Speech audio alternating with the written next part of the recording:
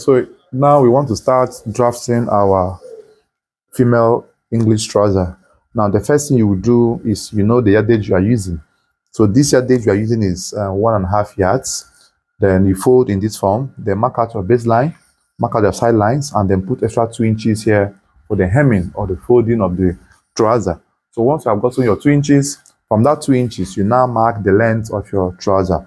Now, before you mark your length of trouser, you must make sure you consider if you are making a high waist or a normal waist trouser.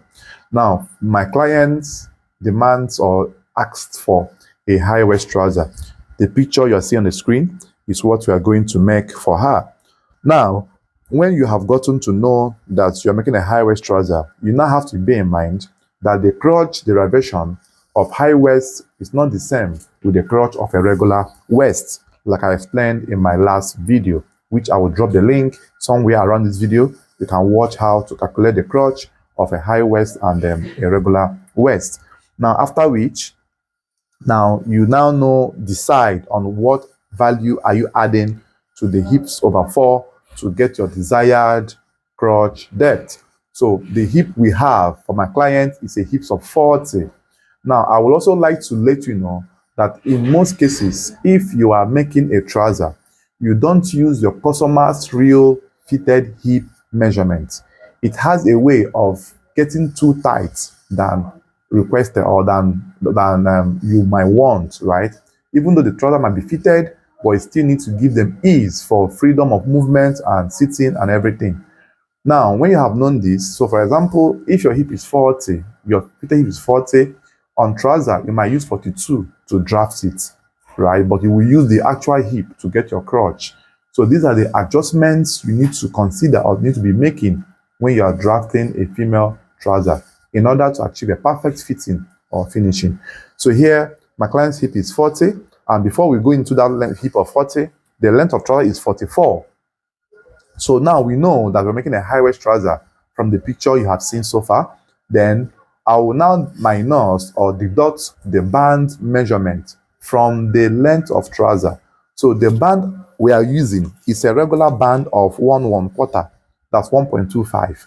So I will minus it from the length of trouser of 44, and then I will add extra 1/2 inch again to it. The 1/2 inch I'm adding is to give room for us to be able to join the band effectively. So you now mark the value of whatever you have gotten, right? So at the end of the day, I got 43 as what is left for my length of trouser. So the band will come back and augment it to 44 measurement as we have measured from the client. Then after that, then to get your crotch, the hip we have is 40. Now divide by 4, that is 10.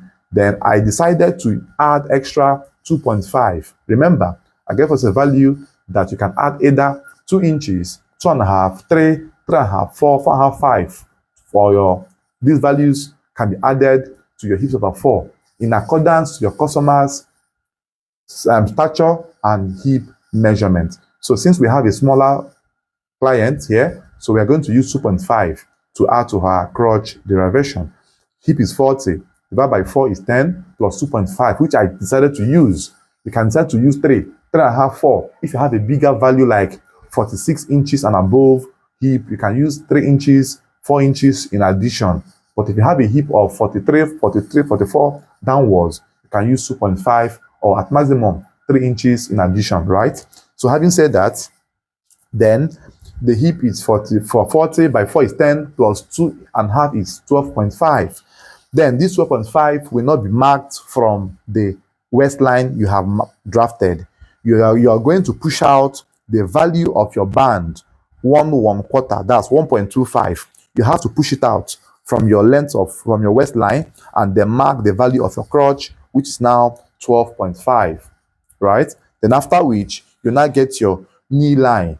Then how do we get our knee line? Remember that our regular waist to knee is 21 if you are measuring, right? So for you to cut this long story short, the same value you added on the crotch, add it to the 21 inch you have to get your new knee line, because the length of trouser has moved from the original waist to the higher waist. So that is why I have my knee line here to be 43 and half. I'm sorry, 23 and half, right? So that is how I got this 23.5.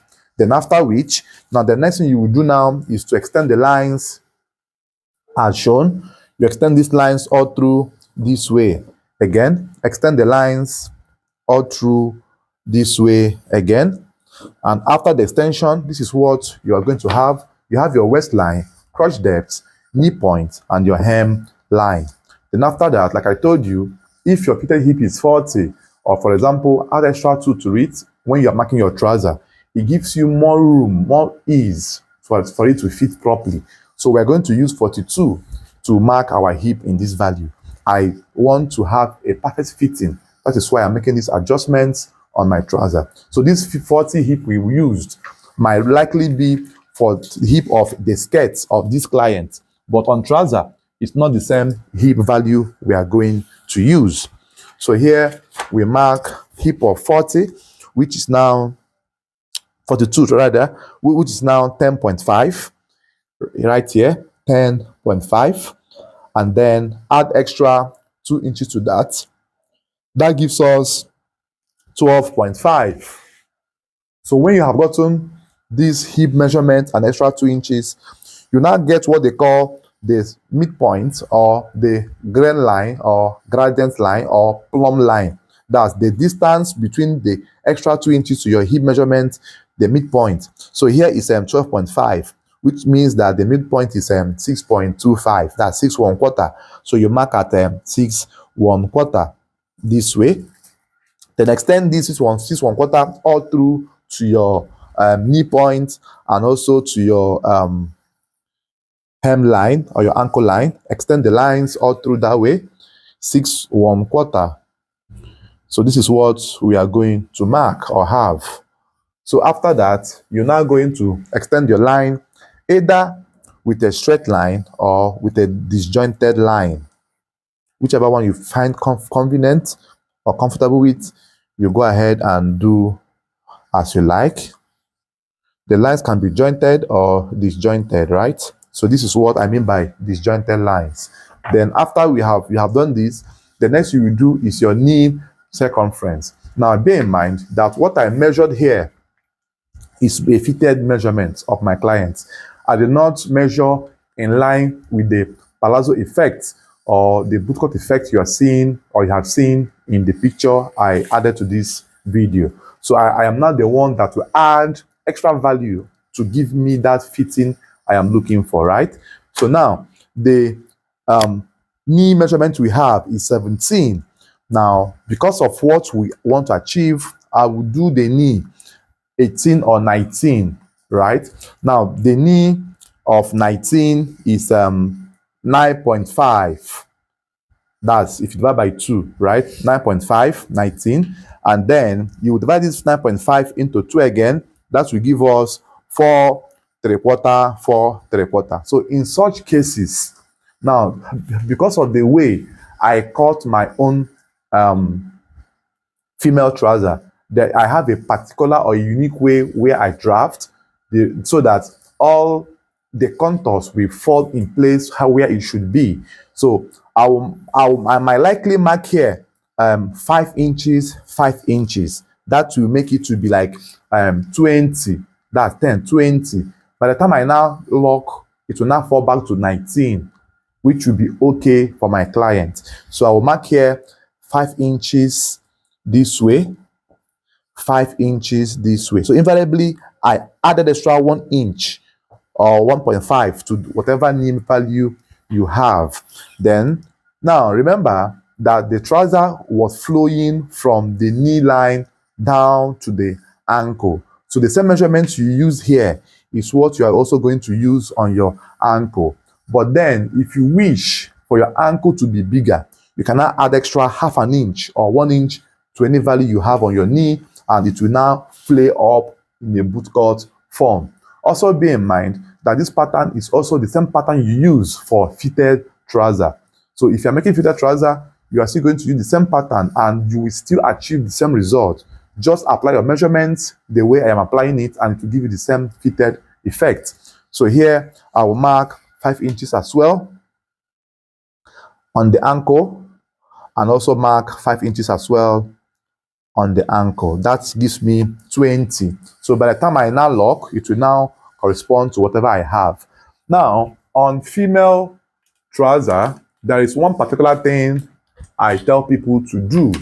In female trouser, you don't mark the waistline the way we mark our male waistline. So you are going to extend your hip line straight up to your waistline. This way, your hip line must move straight to your waistline in this form. It goes all through this way.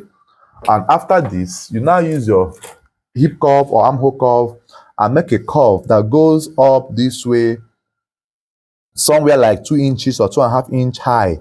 So this is at the actual hip point, which some persons can still rule a line all through this way, but I don't rule my line that way. Now, we are not going to mark or apply the waist measurement. The waist measurement is 34.5. So in such cases, I'll just mark 35, right?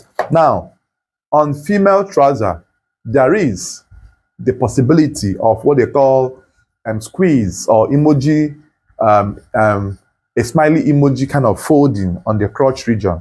So to avoid that or to remove that foldings, you don't add extra 1 inch to the front panel.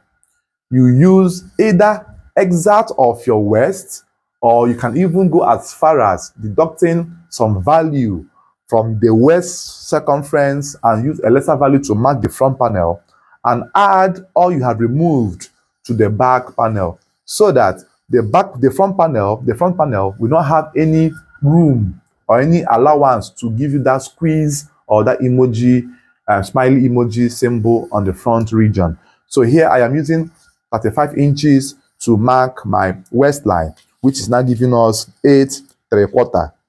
8.75, right? This is 35 inches. So you mark the waistline from the crotch, from the hip extension you did all through to the waist. Mark the waistline backwards. Unlike the male, we mark the waistline from here inwards, and the line that went here will not be straight, to be beveled this way. So, but female, you extend the hip you have straight to the waist, and then start from this point, mark your waist backwards. If you want to add 1 inch on the front, there's no problem. If you don't want to add, there's still no problem. But just be in mind that 1 inch might contribute to having a squeeze or force on the crotch region. So here we have our 8.75, which is 35, right? Now the reason I just added 35 to this, because it is 34.5. So possibly in my sewing, I will now reduce it to the actual value I have. So here we have our line marked out that way, and then I said I will not add 1 inch here. The 1 inch I will add will be transferred to the back panel, and then I will use my hip curve and connect this line in this form. So this line must have that curvy side to show you the actual shape of a woman. You see the shape of a lady is coming out on this side point, right? Now remember, you don't slant the waist because we are making a high waist trouser. But if you're making a regular waist trouser, all of these methods I have applied is applicable to every female trouser, but you must slant your waistline if it's not a high waist trouser. Then after which, then you extend or you mark the crotch extension to your knee line. So it goes all through this way. And then you also mark here as well. It goes all through this way. And then you connect the lines properly. You can now use your straight ruler to extend the line on the crotch, on the ankle. The line will now go straight because we have a straight line from the knee to this point. Remember, we are achieving a sort of a boot cut effect or a palazzo effect on our trouser. So if yours is fitted, you use your hip curve to align it properly. So here we mark the line all through this way. So this is what it looks like. So I will now add my pocket points on the front panel. So the pocket point we have here will be 7 inches or 6.5. Let's do 7 since it's a high waist. But normal for regular female trouser, 6.5 will be ideal. And here we are going to do it 2 inches at the waist point here. So we are done drafting the front. You can now, fine tune every point so that it will not give you a bulging effect. So this is what it looks like. So I will cut out this and then I will now show you as well how to draft the back panel. So now we want to start marking the back. We have cut out the front panel from the chalked area we did, right, as you can see. So now you just turn it over this way and place in order for us to start drafting the back. So make sure that you have a space here and also have a space here. Now, these two areas, we need spaces to achieve a perfect cutting or drafting. So the first thing you will do is to always extend your crotch line here. Extend this line on the crotch to this very point. After you have extended it to this very point, now the next you will do is to mark 2 inches here. 2 inches, right? If you have a bigger client, you can mark 2.5. You mark 2 inches here. Then once you have marked 2 inches there,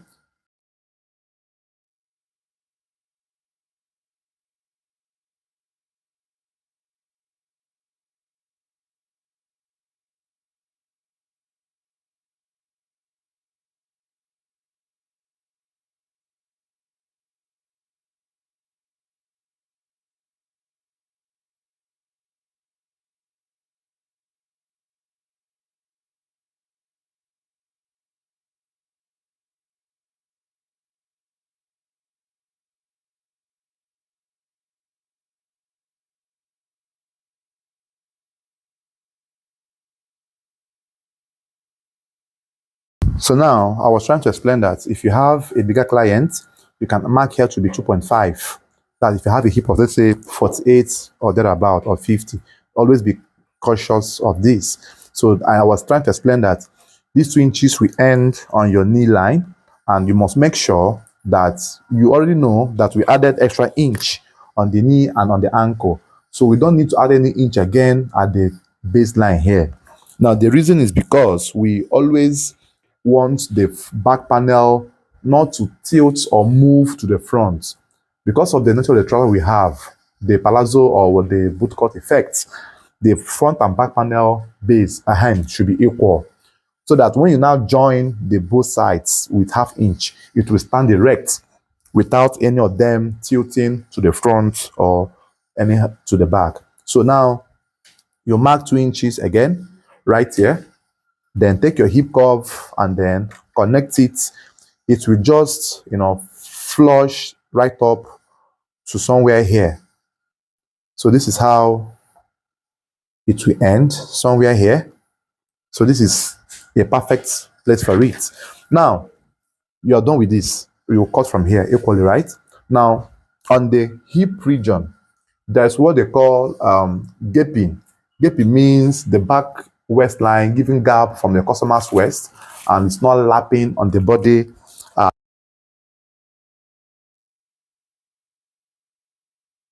So when it's not lapping on the body of the client, it's not good, right? So you need to shift the waistline to come somewhere here. So how do we shift that?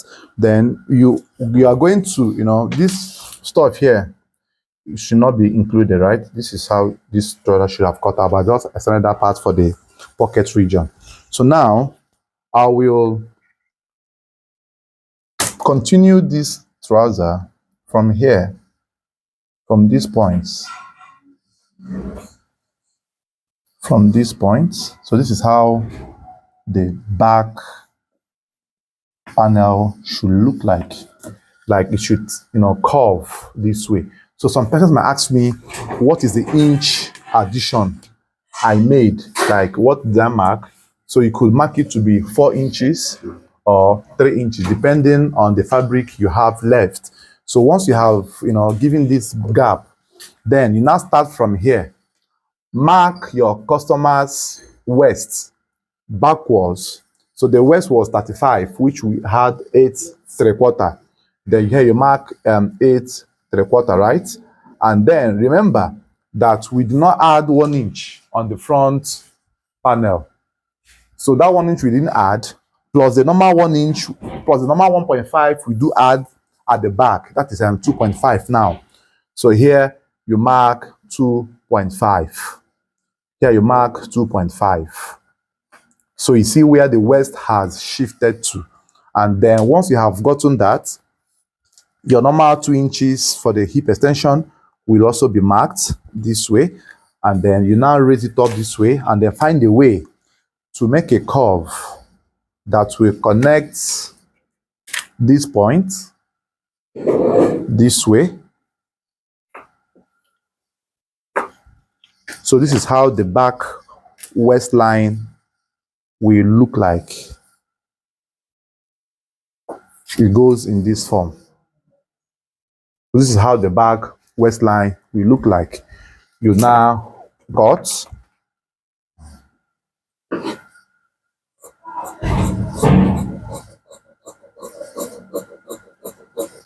You now cut all through to this very point. So now the reason I took my time to explain this to you is for you to see the major difference between a male back panel trouser and a female trouser. And then even in most cases, we can still use this method in drafting the male back waist. Bear in mind that since we did not slant the front panel, you are not also going to raise the back panel as well. All you need to do is to just replicate the heights, the same thing. So you cut from here. I will show you how the back panel looks like so that you have a clearer view of it. So this is how you cut it. Then you're also going to cut out this as well from here. So if you follow this particular pattern you are seeing, once your measurements are correct, you must have or achieve the same result or the same fitting.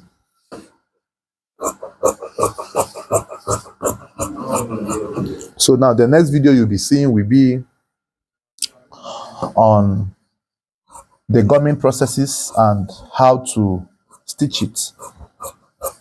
So before that, I will also show you the components. So this is how the back will look like. You see that? So the back is kind of tilting this way in order to make the back waist to lap without gaping. So the next we are going to cut will be the flap, the pocket facing, the band, which follows the regular measurements we use. And then you also notch your pocket points.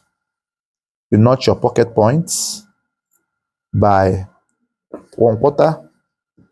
Notch here as well by 1/4 as well. So after this, the flaps, comes out. The pocket facing and the band are what we are going to cut next. And also bear in mind that you don't need to put welt pockets on female trouser. Welt pocket is not needed. Welt pocket is mostly for men, except when your customer demands for it. And the reason we don't put welt pocket at the back is because of how fitted it tends to be for the female at the back hip region. So the welt pocket will not be of any use if you want to make use of it, because you cannot be squeezing your hand in a pocket that is already too fitted or too tight for your client. So this is how or what you should know. So this right here with the zip fly, the measurement remains 2.5 inches by length of 10 to 11. So I will gum this, weave everything needed, then before we proceed. So for the band we are going to draft out will be measurement of 2.5 inches width by the length of your waist circumference divided by 2 plus extra 7 inches.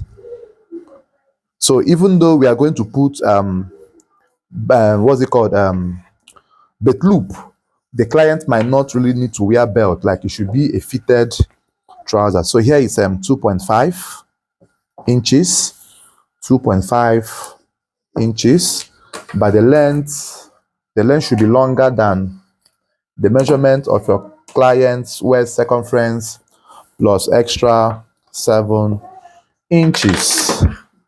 So here you cut out this from this point, cut it out from this point. After you have cut them out now, so this is what we have. Then we are now going to start the gumming processes. Thanks for watching, guys. See you in the next one. Bye bye for now.